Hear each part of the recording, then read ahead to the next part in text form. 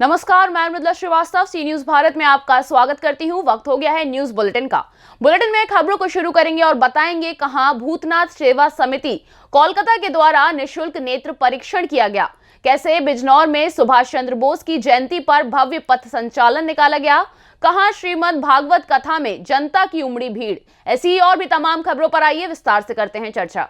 बांका जिले के चांदन थाना अंतर्गत यात्री पथ सुग्गासार दंडी बाबा आश्रम में सोमवार को आदिशक्ति भूतनाथ सेवा समिति कोलकाता के द्वारा निःशुल्क नेत्र परीक्षण, मोतियाबिंद ऑपरेशन एवं चश्मे वितरण के लिए शिविर लगाया गया, जिसमें चंदर प्रखंड के सैकड़ों लोगों ने नेत्र से संबंधित समस्याओं को लेकर कोलकाता से आए डॉक्टरों ने नेत्र परीक्षण करवाया। प्राप्त समाचार के अनुसार इस शिविर में लगभग 283 मरीजों की आंखों की जांच की गई, जिसमें 54 लोगों को मोतियाबिंद पाए जाने पर ऑपरेशन के लिए कोलकाता भेजा जाएगा। चेक हो गया, क्या बताया?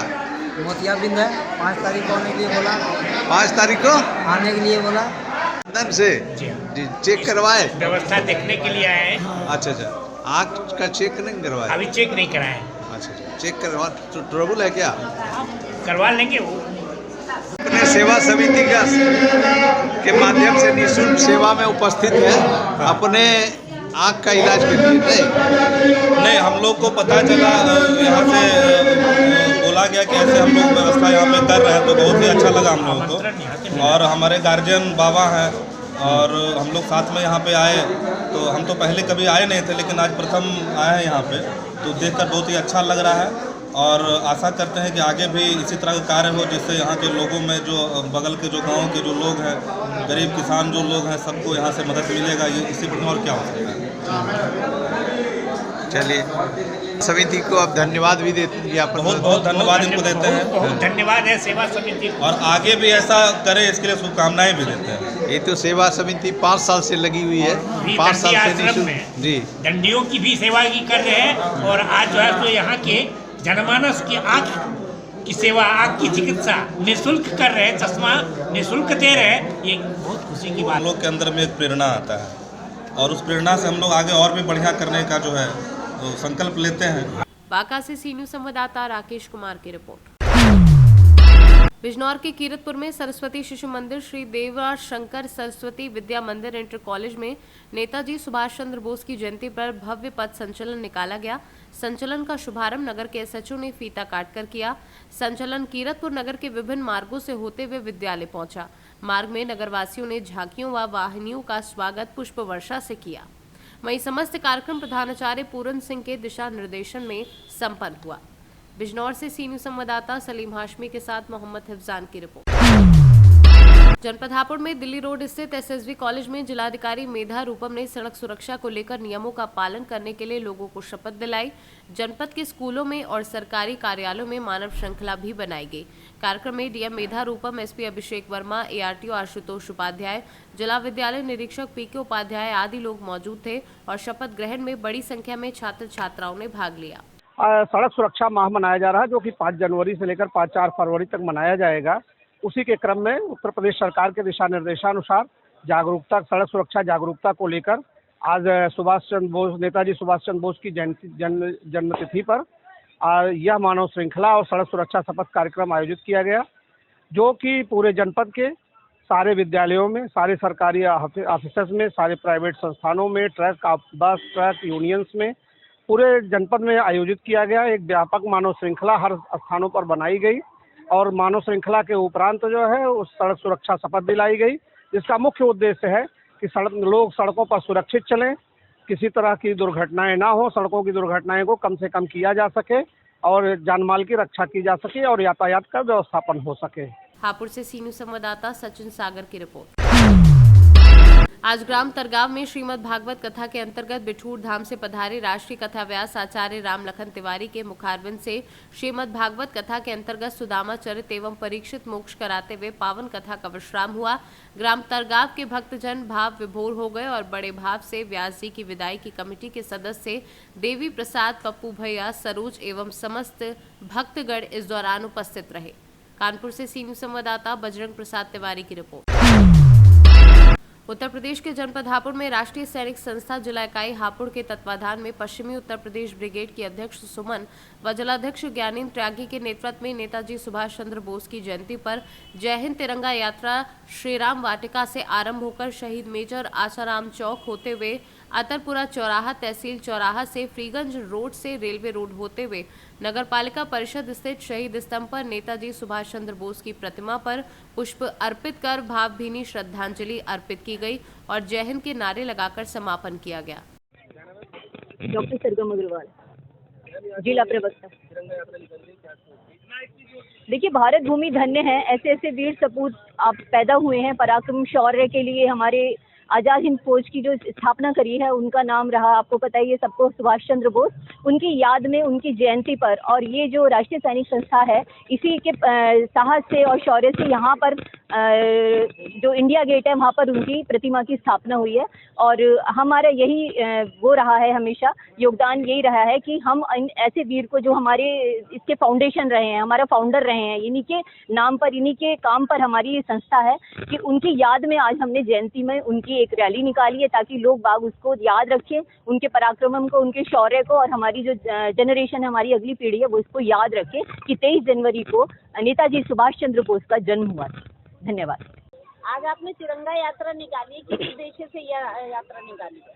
आज हमारी राष्ट्रीय सैनिक संस्था ने सुभाष चंद्र बोस जी की पराक्रम चक्र और ये तिरंगा यात्रा पूरे शहर में बड़े हर्षोल्लास के साथ निकाली है।